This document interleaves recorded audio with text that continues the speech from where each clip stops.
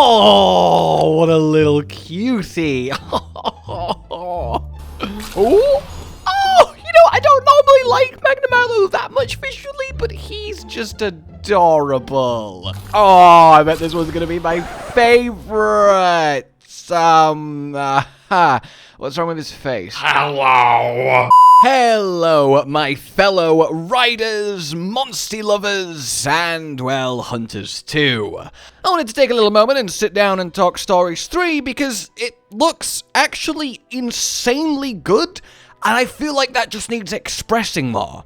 We've had recent gameplay, recent-ish from Tokyo Game Show, and then even more very recent gameplay from Comiccon, and the more I see, the more I am impressed. Stories as a series so far has undergone some serious evolution.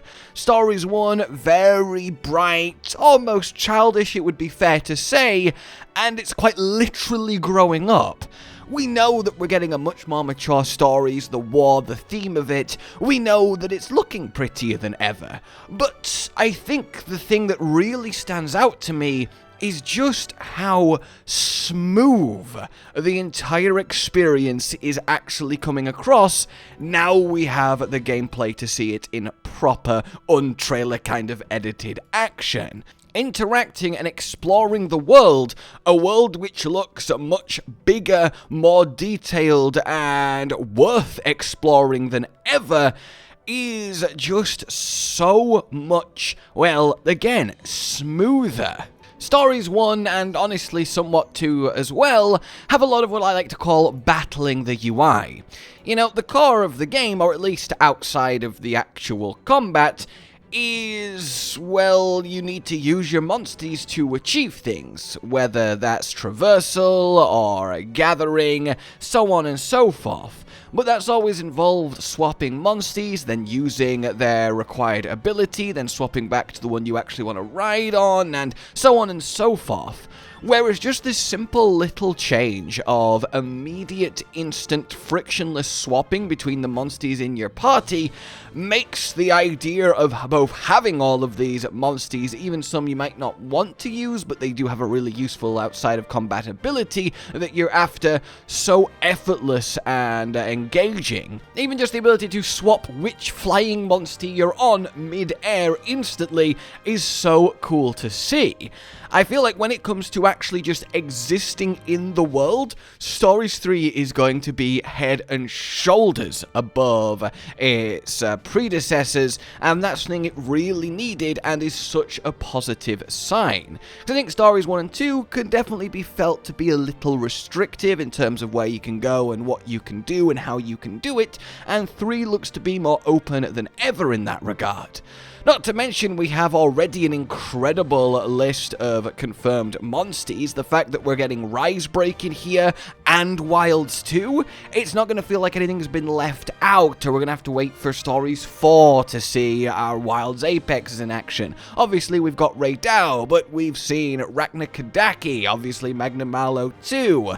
It's a little bit strange that the Palamute is returning, because, you know, they wanted monsties to feel like they belong and natural in the environment of Stories 3, so that's a little bit curious, but hey, who cares, right? They're fun, and it's nice to see our Palamute friends back again after we had to wave them goodbye at the end of Sunbreak as we headed to the Forbidden Lands. Obviously, you can go back and play it, but it always feels a little bit somber to me when we move on to a new Monster Hunter game / generation. So if we actually end up getting all of the Apexes in Wilds, imagine New Udra. Oh, that will be just it, right? That will be it for me. Actually, if we get Risebreak as well, is this the time of Gosharag? He got kind of snubbed for a new form in Sunbreak, but imagine a Monstie Gosharag! Imagine the kinship! I'm just going to use Gosharag and New Udra if my dream comes true. And talking of kinship attacks, that's one of the joys of Stories, and with new monsters added, well, we get things like this.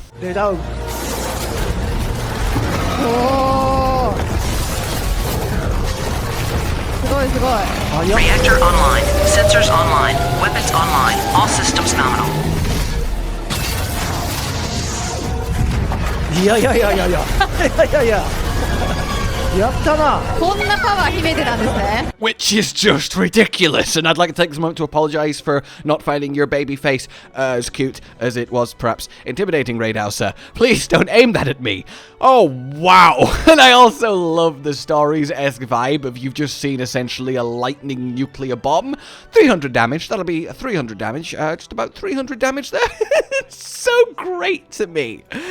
But yeah, the gameplay is so encouraging. Now, yes, we do have our kind of standard at this point new form of Rathalos, a new problem facing the land, you know, the Blight, then the Rage Ray, and now we've got Feral, and then there'll be some big bad elder in the end that's tied to it, and that's our new monster for the game. Maybe, obviously, you know, it might not happen that way, but the precedent is certainly there. But then again, the new final boss monster in Stories is always incredible. Altura still remains actually one of my favorite monsters, and I would love to somehow get it in the mainline one day. In any case, though, feral monsters are really interesting. The crystals on them, how you interact with them in combat, what's being built upon the traditional rock, paper, scissors, speed, technique, strength system. And the way everything goes down just again looks more intuitive, smooth, but most importantly, fun than ever. And that's really exciting. I really hope that finally Conan does get to have his Duramboros Monstie. That would be really nice. But everything that's actually going down here just seems so much more expansive than it's ever been before, and that's backed up by the story itself that they're going for being more expansive than it's ever been before. It really feels like it's finally fully living up to the stories in the title, and that's really cool to see. And I know a lot of people are happy that there's no Naviru yapping at you the entire way, though that is a little bit of a shame. That feels like kind of a core of Stories, but I totally also get it. Fundamentally, I know people are excited about Stories 3 and think it looks great. But I think people should be more excited, and I think it looks really great, and I just kind of wanted to stoke those flames today. There's a lot of individual mechanics and such to break down, and that will arrive in due course, but I think there's just something about it, you know, the feeling that I get watching these extra little gameplays that we've gotten just seems so satisfying. We love the monsters in Monster Hunter, right? It's like the key draw. They are essentially the characters of the world, and the idea of having them as your Pokemon-esque pets, careful, I might accidentally bring on a lawsuit here, is always so charming and fun, and Stories really does live up to that. And the fact we're going to get like armored soldier monsters as well, like the armored Glavenus we've seen, is kind of ridiculous. I really am excited to find out just how much scale the story gets to. Even just the detail in the environment being so much more dense, because a lot of the areas in the previous games did feel fairly simple, and finding out what elder dragons we might be able to tame this time around as well. I just really like what's been on show so far. Not to mention, we've been gifted the single best new character to Grace Stories in a long time. And, you know, she remains greatsword. I mean, what can I really say at this point? And knowing that we're actually getting an expanded personal moveset for our weapons that we're using is also really nice. I do wonder if we will get a larger amount of the Monster Hunter weapons actually available. That's something that's really intriguing. And I also wonder if we will get element changing to our monsties back. That was a big, sad loss in Stories 2, and it was clearly something that was going to happen based on the kind of way you could force it in a sort of at least visual sense, but didn't really do anything. There was remnants of it in the game buried, and it's something that really adds a lot of diversity. We have seen a few things that look like it might be some slightly off-color monsters, but it's from a distance, it might just be blurry. I really hope that does come back, because even beyond anything, the kind of tactical depth and how into Stories combat you can get is really something else. There was a couple months of my life where every single weekend I would wake up and play play a Stories 2 mini tournament.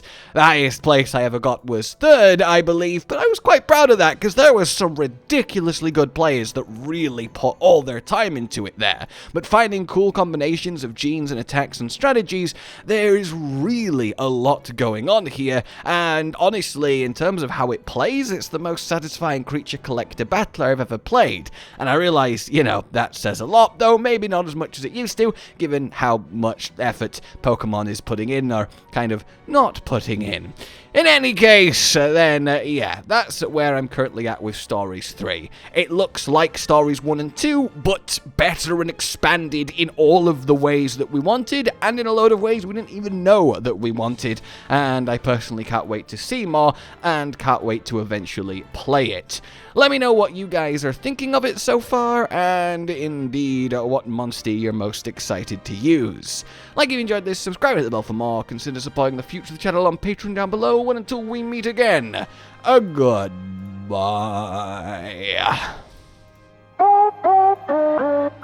Josh, Cotton, and Hollow with the videos, dropping the humor like a hammer on your tippy toes, bringing entertainment on a daily arrangement to take our insanity and turn it into entertainment. Yes, I said entertainment twice, to reiterate that it is nice to look into your faces on a mostly daily basis when you let us in your homes to make the whole world a stage.